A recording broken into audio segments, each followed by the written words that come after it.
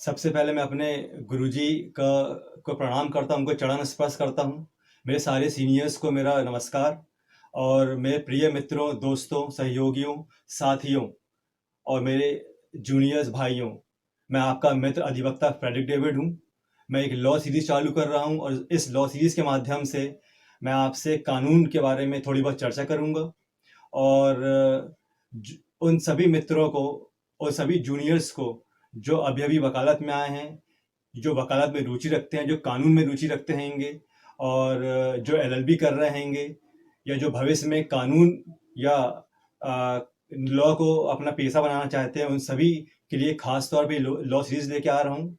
इस law series के माध्यम से मैं आप सभी के साथ बेसिक टॉपिक्स पे जो मूल विषय होते हैंगे कानून के, उनकी मैं चर्चा करूँगा, उनके बारे में डिस्कस करूँगा। सबसे पहले मैं आपसे ये बता दूं कि अगर आप एक अच्छे अधिवक्ता होना चाहते हैं, एक अच्छे अधिवक्ता के रूप में स्थापित होना चाहते हैं, तो आपको 3 कानूनी पुस्तक की जानकारी होना बहुत आवश्यक है। वो हमारे आईपीसी है, हमारी सीआरपीसी है और हमारे इंडियन एविडेंस एक्ट है। इन सभी विषयों को कैसे पढ़ना चाहिए, इनकी धाराओं को कैसे याद रखना चाहिए, इन सभी बातों को मैं आपके सामने रखूंगा, उनके बारे में आपसे चर्चा करूंगा, डिस्कस करूंगा अपने लेक्चर्स के थ्रू। सबसे पहले मैं आपसे ये बताना चाहता हूँ, आप सभी विद्वान अधिवक्ता हैंगे और इस लॉ सीरीज के माध्यम से मैं आपको कुछ सिखाने की कोशिश नहीं करूंगा, ना कुछ समझाने की कोशिश करूंगा, क्योंकि मेरा मानना है कि आप सभी विद्वान अधिवक्ता हैं और मैं सिर्फ एक अधिवक्ता के रूप में जो भी मुझे थोड़ी बहुत जानकारी है, मैं उन जानकारियों को आपके साथ बांटना चाहता हूँ। अपने एक्सपीरियंस को मैं आपके साथ शेयर करना चाहता हूँ, आपके साथ अपने एक्सपीरियंस को साझा करना चाहता हूँ। और अगर आप एक अच्छे अधिवक्ता होना चाहते हैंगे, अच्छे अधिवक्ता के रूप में आप अपने आप को स्थापित करना चाहते हैं, तो मेरा ये मानना है कि आपको आईपीसी, सीआरपीसी और इंडियन एविडेंस एक्ट का अच्छा ज्ञान होना चाहिए, अच्छा नॉलेज होना चाहिए। आपको अगर इन लॉ के बारे में अगर आपको अच्छी जानकारी नहीं रखते हैंगे आप, तो आपकी जो वकालत है वो एक सीमित दायरे में सिमट कर रह जाएगी और एक अच्छे लॉयर के रूप में, अधिवक्ता के रूप में आप अपने आप को स्थापित नहीं कर पाएंगे। तो इस सीरीज के माध्यम से मैं आपसे चर्चा करूंगा कि आईपीसी को कैसे पढ़ना चाहिए, उनकी धाराएं को कैसे सीखना चाहिए, कैसे याद रखना चाहिए। सीआरपीसी के बारे में हम चर्चा करेंगे, इंडियन एविडेंस एक्ट के बारे में चर्चा करेंगे। इनकी इनकी तो मेरे प्रिय मित्रों, मेरे जूनियर साथियों, हम इस सीरीज में क्या पढ़ने जा रहे हैं? हम इस सीरीज में पढ़ेंगे आईपीसी। आईपीसी होता है आपका इंडियन पिनल कोड 1860 और इसको हम हिंदी में कहते हैंगे भारतीय दंड संहिता 1860। हम पढ़ेंगे सीआरपीसी के बारे में, जिसे हम कहते हैंगे कोड ऑफ क्रिमिनल प्रोसीजर 1973। इसको हम कहते हैं हिंदी में दंड प्रक्रिया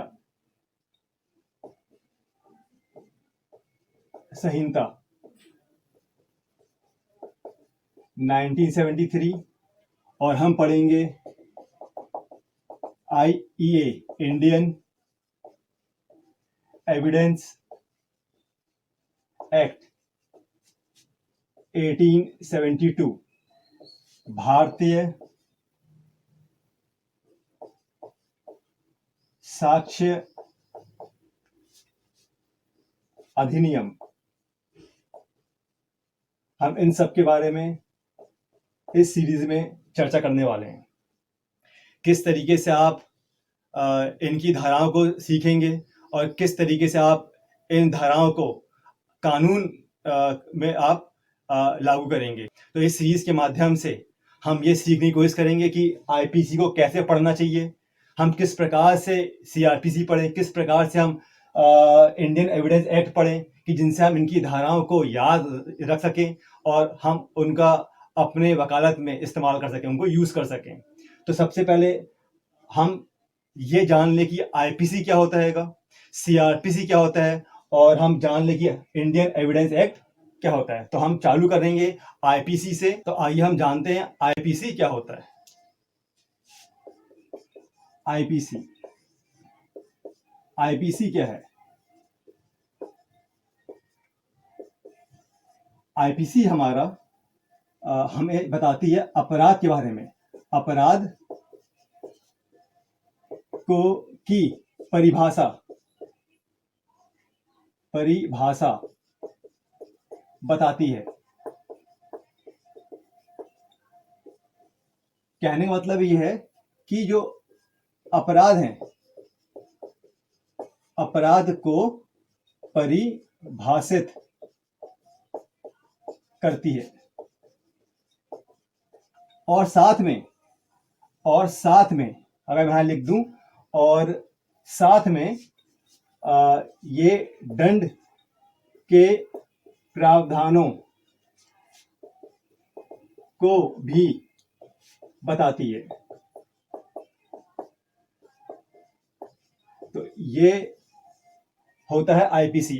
आईपीसी अपराध की परिभाषा बताती है, और उनके दंड में, उनके दंडों, उनकी सजाओं का क्या प्रावधान है वो भी बताती है। मेरा मतलब है कहने का, इट मीन्स जो हमारी आईपीसी है वो डिफाइन करती है ऑफेंसेस को। डिफाइन ऑफेंसेस एंड प्लस मतलब and provide punishment for the offences. तो ये हमारा आईपीसी है। कहने का मतलब यह है, जब कोई भी अपराध होगा, अगर उस अपराध के बारे में आपको जानना है कि वो अपराध किस श्रेणी में आता है, उसकी परिभाषा क्या है, तो आप आईपीसी में जाके पता कर सकते हैं कि वो अपराध किस श्रेणी का है, उसकी क्या परिभाषा है। मतलब जो हमारा आईपीसी है वो अपराधों, क्या बोला मैंने, अपराधों को परिभाषित, वो अपराधों को परिभाषित करता है, और साथ ही उनके दंड के बारे में, उनकी सजाओं के बारे में भी हमें बताता है। तो यह है आईपीसी। अगर मैं इसको समझाने के लिए आपको उदाहरण दूं कि किस प्रकार से ये अपराधों को परिभाषित करती है, अगर मैं इसके लिए आपको एग्जाम्पल दूं, तो अगर मैं आपको इसका एग्जाम्पल दूं, उदाहरण दूं, तो मेरे हिसाब से जो मैं एग्जाम्पल आपको दे रहा हूं वो आपको बहुत इजी वे में समझा पाएगा कि परिभाषा क्या होती है। मान लो मैं आपके लिए उदाहरण दे रहा हूं, फॉर एग्जाम्पल, अब एक व्यक्ति रोड में जा रहा था, दिन का समय था, और उसको 5-6 लोगों ने मिलके डराया, धमकाया, और उसके पास से उसका मोबाइल, घड़ी, पैसा, जो कुछ भी था उससे छीन लिया। अब ये जो अपराध हुआ है, ये किस प्रकार का अपराध है? आप इसको लूट बोलोगे, इसको आप डकैती बोलोगे, क्या कहना चाहोगे, इसकी क्या परिभाषा है? तो जो मेरा एग्जाम्पल है, जो मेरा उदाहरण था, ये एक रोड है, रोड में एक व्यक्ति आ रहा था, और यहां पर 5-6 लोग थे। इन सभी ने मिलके इसको डराया, धमकाया, और इसके पास से इसका मोबाइल, पर्स, पैसा, घड़ी, जो भी था उससे छीन लिया। अब यहां पर जो अपराध हुआ है, जो ऑफेंस हुआ है, ये है क्या? ये अपराध कौन सा अपराध है? ये डकैती है, ये चोरी है, या ये लूट है? किस प्रकार का ये अपराध है? इसकी परिभाषा जानने के लिए आपको इसकी परिभाषा कहां से मालूम चलेगी? आपको मालूम चलेगी आईपीसी से। कैसे, मैं आपको बताऊंगा अभी आगे चल के। अगर मैं आपको एक और एग्जांपल दूं, यहां पर एक बैंक है, ये बैंक है, ये आपका बैंक है, और 2 लोगों ने रात में इस बैंक का ताला तोड़ा और यहां से 10 लाख रुपए चोरी कर लिए। अब ये जो यहां पर अपराध हो रहा है, ये जो अपराध ये 2 लोग कर रहे हैं, ये अपराध किस श्रेणी में आता है?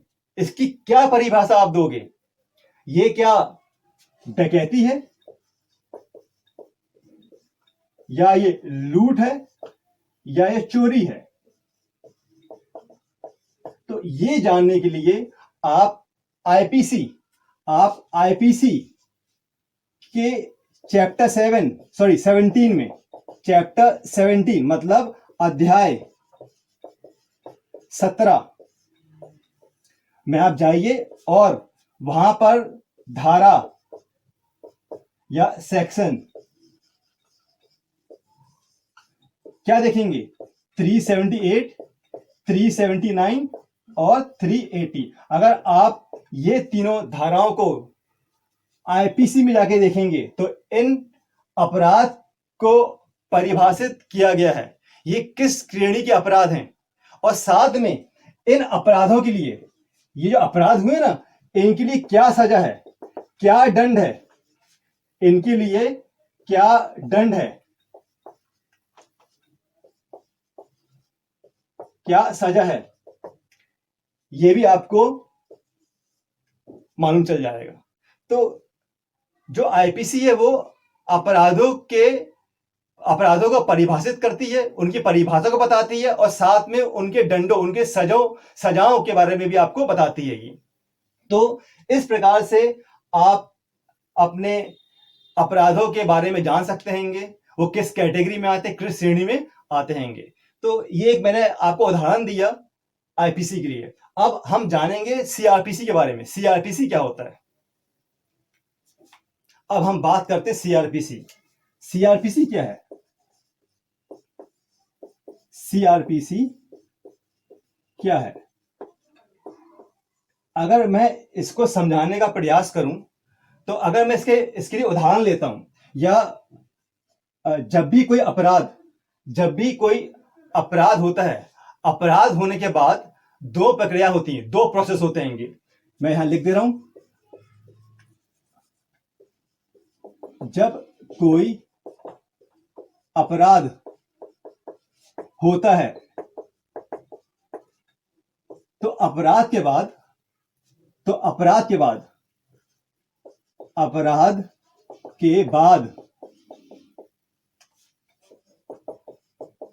2 प्रक्रिया होती हैं, मतलब प्रोसेस होता है या प्रोसीजर होता है।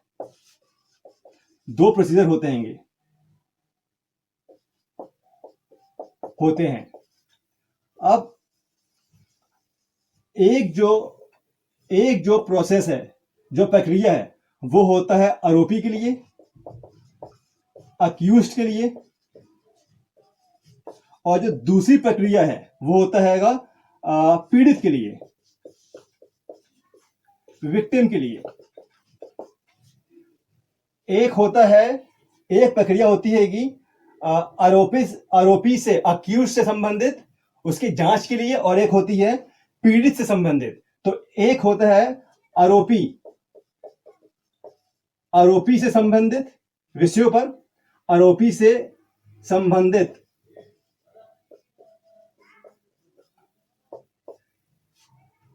विषयों पर,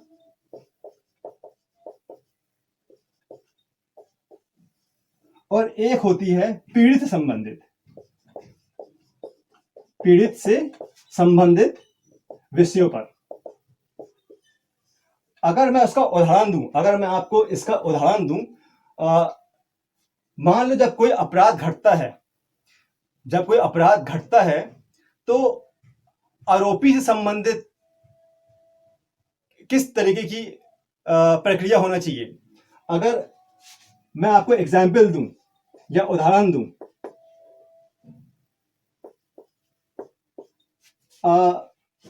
आरोपी को, यह आरोपी है, यह हमारा आरोपी है, इस आरोपी को गिरफ्तार करें, मतलब इस आरोपी को गिरफ्तार करना है, अरेस्ट करना है। तो how to arrest, how to arrest, या हमें किसी व्यक्ति की, ये तो एक हो गया। दूसरा, अगर हमें किसी व्यक्ति की तलाशी लेना है, सर्च करना है, तो कहने का मतलब यह है how to search a person, a person. Police कैसे आरोपी को अरेस्ट करेगी, उसकी क्या प्रक्रिया है, या आप किसी भी व्यक्ति को सर्च करते हैंगे, है ना, उसकी क्या प्रक्रिया है। तो इनकी जानकारी आपको कहां से, इनका जो प्रोसीजर है वो आपको कहां से मालूम चलेगा। आपको क्या करना पड़ेगा, आप सीआरपीसी के चैप्टर 5 में जाइए, मतलब अध्याय 5 में जाइए और आप देखें धारा, सेक्शन कौन सा, इसके लिए गिरफ्तारी के लिए हाउ टू अरेस्ट, आप देखेंगे सेक्शन 41, और how to search a person, व्यक्ति की कैसे तलाशी ली जाए, उसको आप देखेंगे सेक्शन 51।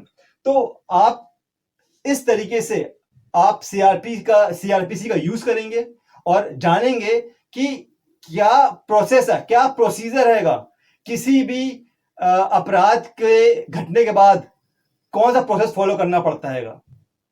तो हमें जो क्रिमिनल प्रोसीजर कोड है वो हमें प्रोसेस बताती है, प्रोसीजर बताती है किसी अपराध के बारे में, कि हमें कौन सा प्रोसीजर को किस तरीके से फॉलो करना है। अब मैं आपसे अगर बात करता हूं इंडियन एविडेंस एक्ट की, जो इंडियन एविडेंस एक्ट है, जो इंडियन एविडेंस एक्ट है, जो हमारा पूरा न्याय का सिस्टम है, जो न्यायपालिका हमारी जो कोर्ट होती हैगी, वो भारतीय साक्ष्य अधिनियम पे डिपेंड करती है। कहने का मतलब है कि हमारी जो पूरी न्यायपालिका है वो भारतीय साक्ष्य अधिनियम पे टिका हुआ है, उस पर डिपेंड करती है। और हमें जो इंडियन एविडेंस एक्ट है, भारतीय साक्ष्य अधिनियम है, वो हमें बताती है किस प्रकार से हम न्यायालय के समक्ष, न्यायालय के सामने, कोर्ट जज के सामने किस प्रकार से हम अपने सबूतों को साबित करेंगे, किस प्रकार से हम अपने सबूतों को खारिज करेंगे, मतलब किस प्रकार से अपने आप गवाहों को आप प्रूफ करेंगे या डिस्प्रूफ करेंगे। तो जो पूरा न्याय है हमारा, जो हमारी पूरी न्यायपालिका है, वो भारतीय साक्ष्य अधिनियम पे टिकी हुई है।